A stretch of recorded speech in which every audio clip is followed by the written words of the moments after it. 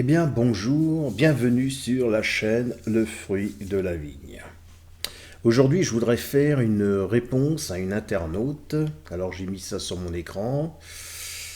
Alors, cet internaute qui s'appelle Ève Chante. Alors, je vous mettrai, bien sûr, ce que moi je vois, pour que vous puissiez le regarder aussi.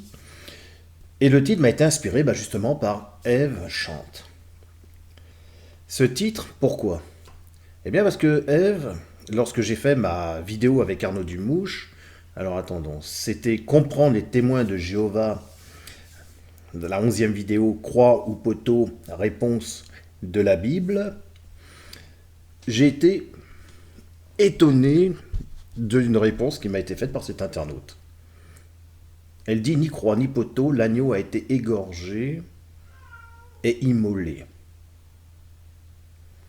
Alors c'est intéressant parce que j'étais dans la Bible de catholique et effectivement, j'étais pas préparé à entendre cela. Et d'ailleurs, même le verset 9, il dit « Il chante un chant nouveau, disant « Tu es digne de prendre le livre et d'en ouvrir les sceaux, car tu as été égorgé et tu as racheté pour Dieu par ton sang. » Incroyable. Alors, je vais essayer de vous le montrer comme cela. Il faut simplement que je remette la caméra. Voilà, qu'elle soit en grand.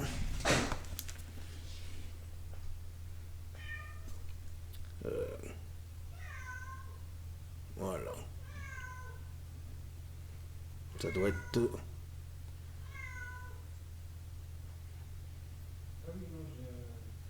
Donc, c'est l'autre page, pardon. Tu es digne de prendre le livre et d'en ouvrir. Voilà. Effectivement, le mot égorgé a bien été utilisé. Merci Ève pour cette information. Alors, selon toi, Jésus n'a pas été mis sur un poteau ou sur une croix. En tout cas, il a été égorgé. Alors, effectivement, moi je t'ai posé la question de qu'est-ce que tu fais de la malédiction. Parce qu'il y a quand même un texte dans la Torah où Dieu se détourne des gens qui ont été pendus au bois. C'est le pire de tous. Alors c'est vrai que j'avais dit dans une vidéo qu'il arrivait que les personnes, en fait on parlait effectivement d'égorger ou de couper la tête, hein. D'ailleurs, on en parle dans la Bible, il y a des passages. Mais que la plupart du temps, ce qui était pratiqué, c'était la lapidation. Donc tu dis, quand je te porte sur la malédiction, voici la promesse que Dieu a faite à nos premiers parents. Genèse 3,15, que tu cites, je mettrai inimitié entre toi et la femme, entre ta postérité et sa postérité, celle-ci t'écrasera la tête et tu lui blesseras le talon. Ok. Inimitié, voici la définition. Antipathie naturelle, aversion instinctive qui éprouve certains animaux entre eux. Il y a de l'inimitié, une inimitié naturelle entre le chien et le chat. Quand nos parents ont choisi d'écouter, d'obéir, de servir le serpent, car une alliance est faite, alors là, sur ce point de vue, je ne suis pas d'accord parce que ils ont obéi à Satan. Mais de le servir, c'est autre chose. Il faut savoir que Satan était en discussion, hein, dans l'autre monde que le nôtre. En tout cas, dans la partie céleste et pas terrestre. Et que lorsque le serpent, c'est-à-dire lorsque Satan rentre dans le serpent pour parler à Ève, d'ailleurs, tiens, j'avais pas calculé que tu t'appelles Ève aussi, attention. D'accord, bon. En tout cas, tu expliques qu'en 2020, que nous penserons que tout ce qui nous arrive est la volonté du vrai Dieu. En cette année 2020, les masques tombent. Nous sommes rentrés dans le temps où nous sommes à l'écoute de la vérité. Et nous comprendrons enfin la vraie réalité de notre monde. Nous comprendrons enfin qui est le vrai coupable de tous nos malheurs. Nous comprendrons enfin sur qui la malédiction tombera. Dans le service du sanctuaire, il y avait l'agneau qui était sacrifié, mais il y avait aussi le bouc sur lequel tous les péchés étaient mis. Et ce bouc était lâché dans le désert. Nous sommes dans le désert. Et tu dis, et le bouc, qui est une représentation du serpent, qui a trompé nos premiers parents et qui continue de nous tromper, est sur le point de subir sa sentence. La fin de son temps arrive au nom de « Je suis », au nom de notre vrai Père. L'agneau a été égorgé, immolé, et il est mort à notre place. Mais c'est le bouc, la bête, le serpent, le seul coupable de l'entrée du péché dans notre monde qui est maudit à tout jamais.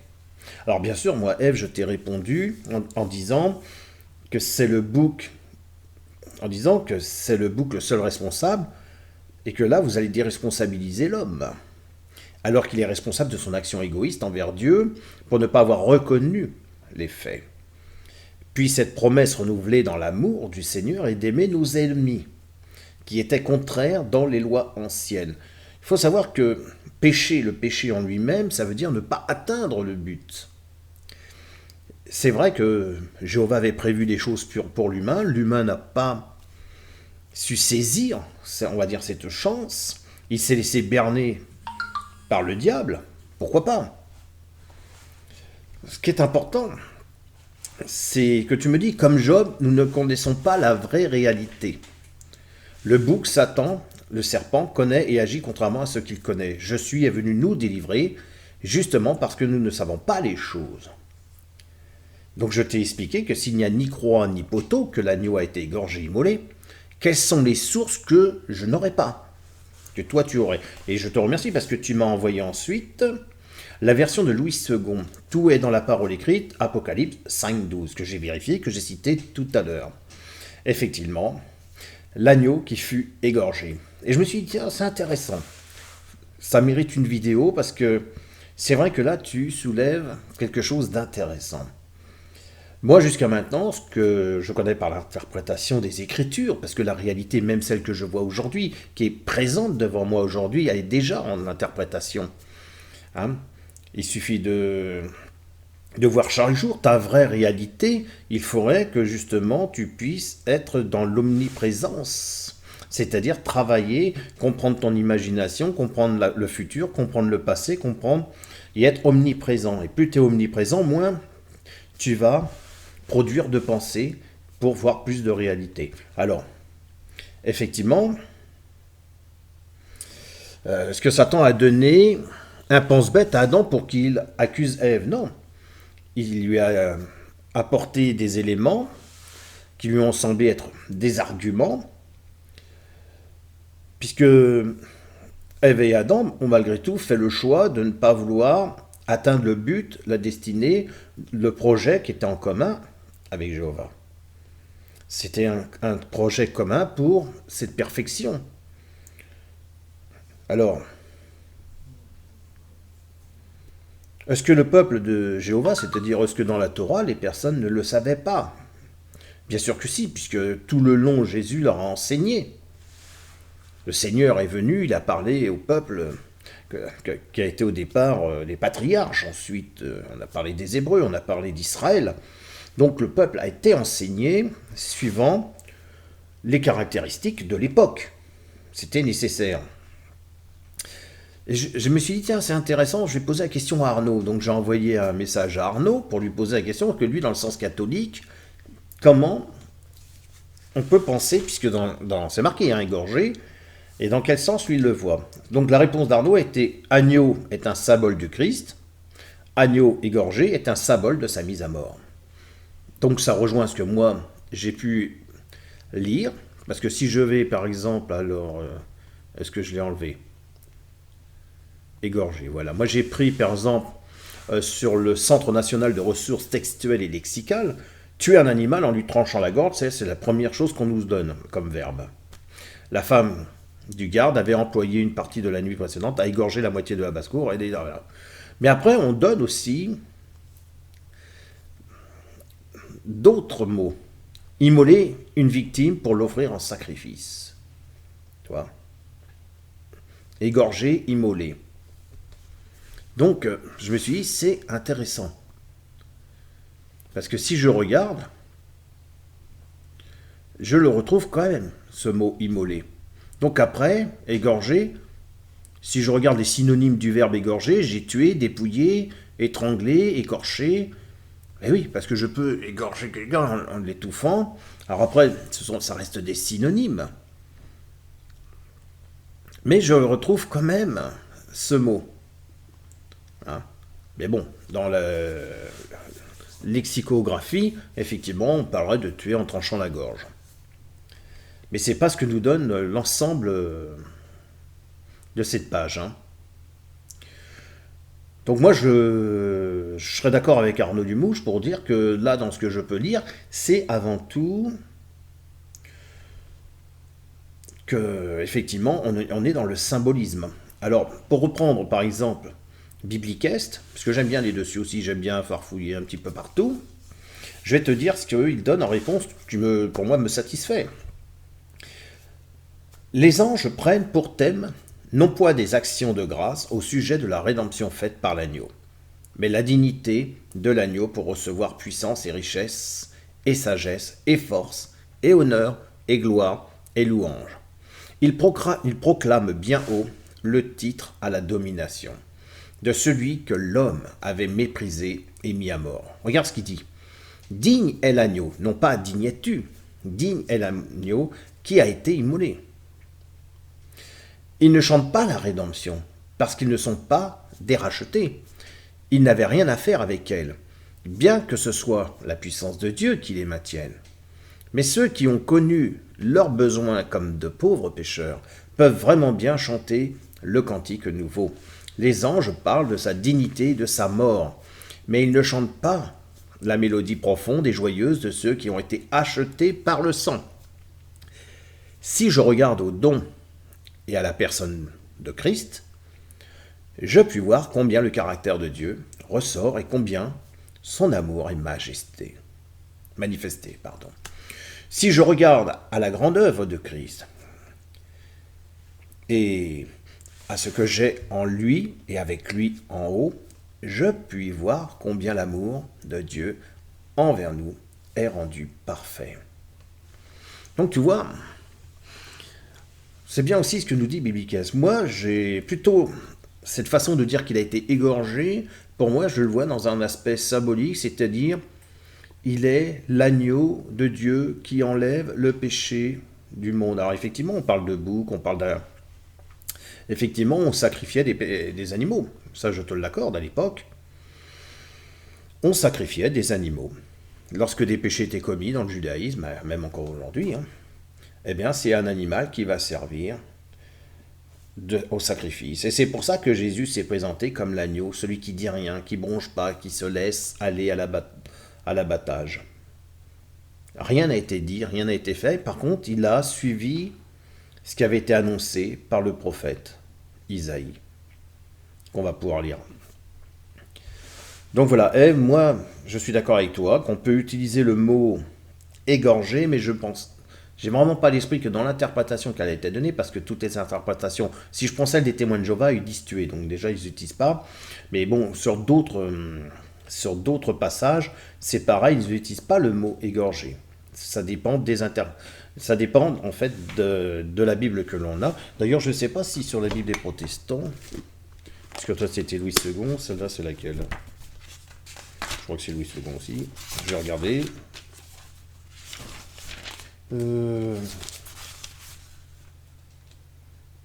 Ça c'est Louis II aussi. Alors on va regarder Apocalypse. Et je vais te dire ça de suite. Apocalypse 5, 12. Toi par exemple, si j'utilise... Alors je ne sais pas si je vais pouvoir te le montrer. Attends, c'est le passage.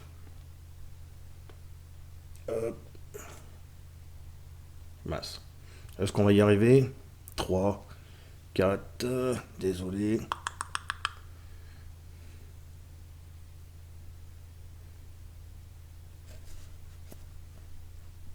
Voilà. Il disait d'une voix forte, l'agneau qui a été immolé est digne de recevoir la puissance, tu vois. Ils disent l'agneau qui a été immolé. Donc tu vois, ça c'est la Sainte Bible. Et cette Sainte Bible,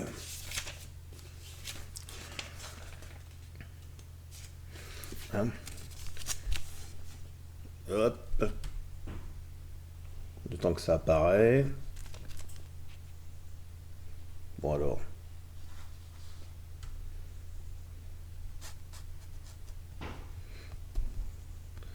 Bon bah je suis désolé, là, ça veut pas. J'ai pas un bon éclairage aujourd'hui, hein, c'est comme ça. C'est une nouvelle édition d'après la traduction de Louis II. Société biblique, Isaïe 55. Ça c'est le site où tu peux te la procurer. Voilà, donc effectivement, immoler fait référence à sacrifier. Égorger fait référence à sacrifier. Toi tu y vois le geste, hein, et moi j'y vois le sacrifice. C'est-à-dire que Jésus a été sacrifié. Il était important, je dis bien important, que Jésus soit mis sur le bois. Poteau, croix, peu importe. Nous on dit poteau parce que c'est une croix simple. Ce qui est important à savoir, c'est que Jésus, il a été mis sur le bois parce qu'il devait porter sur lui la malédiction. C'était que sur le bois seulement, de toute manière je mettrai en bas, juste ici, hein, je mettrai le passage, qui indique pourquoi, parce que Dieu se détourne des personnes qui étaient pendues au bois. Jésus devait être pendu au bois. Alors il y avait différentes peut-être façons aussi de pendre. Et c'est pour ça que, à l'époque, comme les Romains utilisaient cette manière vis-à-vis des personnes qui faisaient des rebelles ou des gens qui faisaient du mal, ils étaient mis au bois, et bien c'était l'instant à ce moment-là pour que l'agneau vienne et enlève le péché du monde. Voilà, j'espère, Ève, que j'aurais bien répondu à ta question. En tout cas, ta question est vraiment pertinente et ça j'aime bien. Et puis franchement, je te remercie parce que c'est vrai que sur le coup, ça m'a fait cogiter et amener à chercher. Alors maintenant, la vérité, Jésus est mort. Il a enterré la vérité avec lui. Je suis la vérité, le chemin, la vie. Il a enterré la vie, il a enterré ce chemin, il a enterré cette vérité. Quand il dit « Nul ne va au Père que par moi », mais lui-même est mort pour cette vérité, en étant cette vérité, en étant cette vie, en étant ces chemins. Donc la vérité actuelle, c'est ce que nous, on interprète. Alors c'est vrai que tu disais aussi que... faut que je regarde, attends, vite fait, parce que tu parlais aussi dans ton message... l'histoire est truquée, voilà, tu disais l'histoire est truquée, comment savoir la vérité. Le meilleur moyen est de s'adresser à la vérité, car c'est une personne et non un livre. Oui, et donc là, moi je t'ai répondu, mais la personne est racontée par les livres. Tu m'as dit oui, mais voici ce que la vérité, par son esprit ou l'esprit de vérité, m'a permis de comprendre. Un conflit a existé entre le vrai Dieu de l'univers et le serpent, entre le bon berger et le voleur. Nos premiers parents furent face à un choix. Les deux arbres ne sont qu'une image de la vraie réalité. Donc les deux arbres. Nos premiers parents devaient choisir entre le vrai Dieu et le serpent, entre l'arbre de la vie et l'arbre de la connaissance. Je ne pense pas qu'il y avait un choix pour moi. Pour moi, l'arbre de la vie, il est maintenant en vie, puisqu'ils avaient le droit de manger du fruit de l'arbre de la vie. Simplement, c'était l'arbre de la connaissance, du bien et du mal, était savoir ce qui était bien ou mal. Voilà, donc en obéissant au serpent, nos premiers parents ont choisi entre les deux adversaires celui qui devait régner sur terre. Il faut savoir que, rappelle-toi qu'il a même, que même avec Caïn et Abel, Caïn a tué son frère, qui a été remplacé. Tu comprends? Parce qu'en fait, c'était pour éviter justement, Satan, ce qu'il voulait, c'était empêcher la lignée des hommes se faire pour amener justement au Messie. À ce moment-là, c'était comme ça que c'était prévu. Hein? Donc la connaissance du bien et du mal, le mélange entre la vérité et le mensonge, est proposé à nos premiers parents qui l'ont accepté. Lui, il leur a simplement dit, si vous mangez de ce fruit, vous ne mourrez pas. Dans l'instant même qu'ils en ont mangé, de toute manière, on voit bien que le péché, il a fallu qu'ils mangent de ce fruit pour être mort, puisque au départ, si c'était juste, elle le pensait déjà à manger de ce fruit. Elle vit que l'arbre était bon.